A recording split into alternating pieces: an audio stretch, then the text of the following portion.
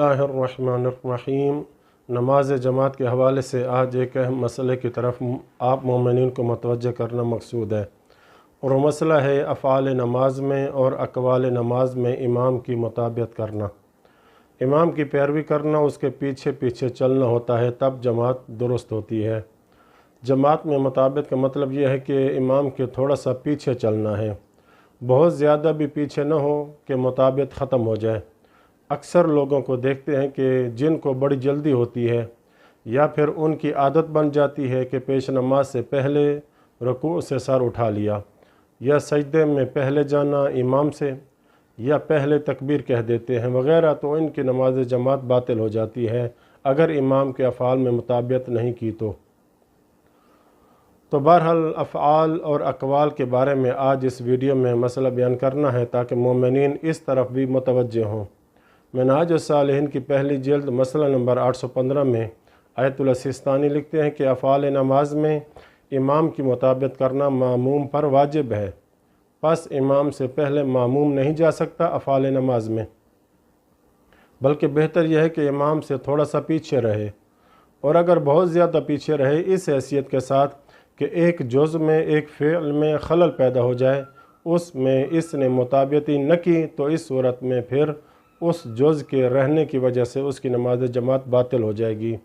मसलन इमाम ने सजदा से सर उठाया या रकू से सर उठा लिया, ये अभी तस्बीहात अरबा पढ़ने में मशगूल है, आराम आराम से पढ़ रहा है, जिसकी वजह से इमाम रकू से खड़ा हो जाता है और ये फिर रकू में जाता है, तो इसकी जमात बातिल हो जाएगी। क्योंकि एक जुज़ में खलल आ गया। ये नमाज जमात का बातिल होना एहतियात लाज़िम की बिना पर है। अब उसकी ज़िम्मेदारी ये है कि या तो फरादा की नियत कर ले या जमात के साथ पढ़ता रहे, बाद में एहतियातन दोबारा भी पढ़े। ये उस शख्स के लिए है कि जो आदमी बहुत स्लो है, बहुत ही पीछे है इमाम से।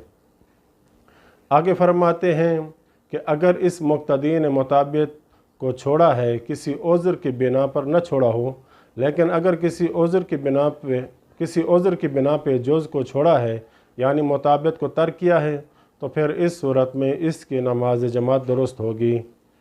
जैसा कि मिसाल के तौर पर इस मुक्तदी ने इमाम को दर्क किया है रुकू से पहले, लेकिन रश की वजह से, लोगों के इज़्दिहाम की वजह से ये इमाम की मुताबियत रुकू में न कर सका और ना ही सजदे में मिल सका, यहाँ तक कि इमाम अगली रकअत के लिए खड़ा हो जाता है।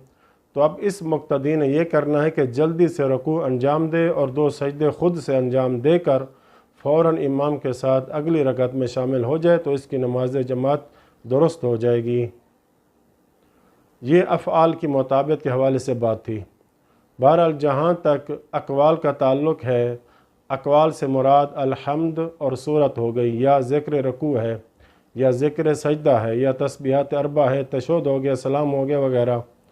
तो इसमें आयतुल सिस्तानी फरमाते हैं अक़वाल नमाज में मुताबियत वाजिब नहीं है, पस मुक्तदी इमाम से पहले भी पढ़ सकता है और साथ साथ भी पढ़ सकता है, जायज़ है, सिवाय तकबीरतुल इहराम के। पस इसमें मामूम इमाम से पहले तकबीरतुल इहराम नहीं कहेगा जब तक कि पहले पेश नमाज मुकम्मल तौर पर तकबीरतुल इहराम न कह दे, या फिर तकबीरतुल इहराम इमाम के साथ शुरू की है लेकिन इमाम से पहले तकबीरतुल इहराम को मुकम्मल किया है, ये भी दुरुस्त नहीं। मसलन इमाम के साथ इसने तकबीरतुल इहराम कही, अभी इमाम आराम से थोड़ा तकबीर को लंबा करके पढ़ रहा था, मामूम ने जल्दी से तकबीरतुल इहराम को इमाम से पहले कह दी। मसलन पेश नमाज ने तकबीरतुल इहराम को यूँ पढ़ा था अल्लाहु अकबर, मसलन लफ्ज़ अल्लाह को उसने लंबा किया, लेकिन मुक्तदी ने जल्दी से कह दिया अल्लाहु अकबर, तो फरमाते हैं कि गोया इसने इमाम से पहले तकबीरतुल इहराम कही है और ये दुरुस्त नहीं है।